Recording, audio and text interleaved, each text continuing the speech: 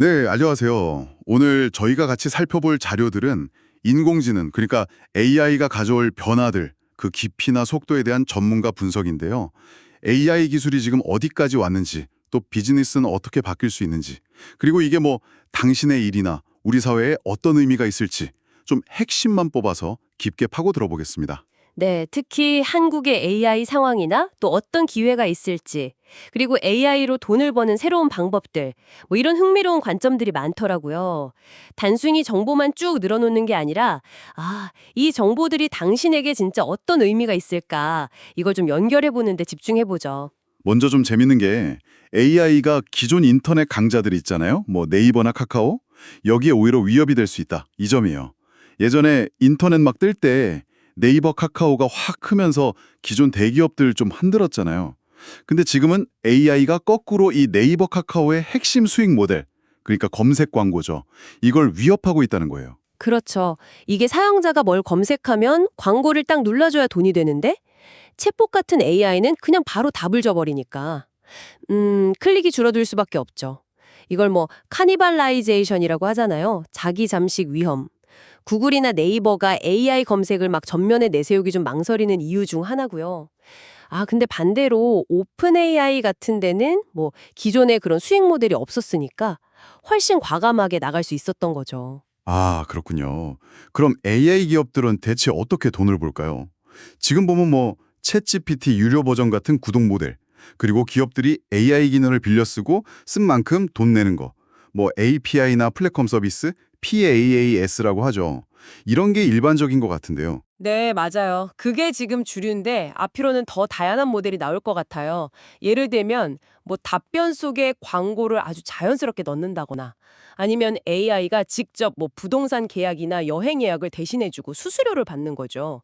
이런 AI 에이전트 모델, 심지어는 잘 만든 AI 모델 자체를 사고 파는 뭐 그런 AI 마켓플레이스 같은 개념도 나오고 있거든요. 기술적으로도 발전이 빠른 것 같아요.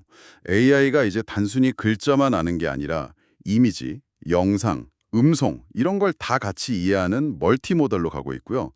또 그 인터넷 연결 안 돼도 스마트폰 같은 기기 자체에서 AI가 돌아가는 거 있잖아요. 온디바이스 AI. 이게 뭐 프라이버시 보호나 반응 속도 면에서 좋다고 하고요. 네, 그런 발전이 벌써 산업 현장에는 적용되기 시작했어요. 스마트 공장에서 아주 미세한 불량 같은 거 잡아내고 의료 쪽에서는 희귀 질환 진단 시간을 엄청나게 줄였다. 뭐 이런 사례들도 나오고 있고요. 정부에서도 2030년까지 AI 쓰는 기업 비율을 30%까지 늘리겠다. 이런 목표도 내놨죠. 그리고 AI가 패턴 찾는 능력은 진짜 뭐 코딩이나 번역은 기본이고 신약 개발 같은 과학 연구에도 큰 영향을 주고 있어요. 역시 근데 제일 좀 민감한 부분은 일자리 문제 아닐까 싶어요.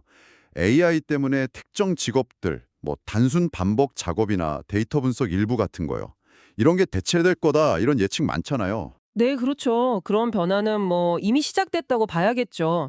근데 이게 단순히 일자리가 그냥 줄어든다라기보다는요. 오히려 AI를 잘 쓰는 사람하고 못 쓰는 사람 간의 격차, 그게 심해지는 거. 양극화죠. 이게 더 큰 문제일 수 있어요. 그러니까 AI 활용 능력에 따라서 생산성 차이가 엄청나게 벌어질 수 있다는 거죠. 예전 기술 혁명 때 봐도 그렇잖아요.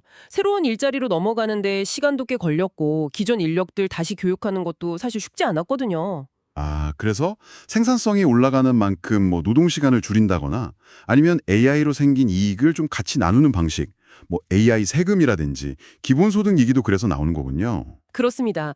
이제 사회 시스템 차원에서 좀 변화가 필요하다 이런 목소리가 점점 커지고 있는 거죠. 근데 이런 변화 속에서 한국은 어떨까요?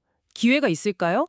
우리가 뭐 메모리 반도체 강국이고 또 위기 극복 DNA 같은 것도 있잖아요. 우리 국민들이. 이런 강점이 있죠? 네, 저도 충분히 AI 시대를 좀 주도할 잠재력이 있다고 봐요.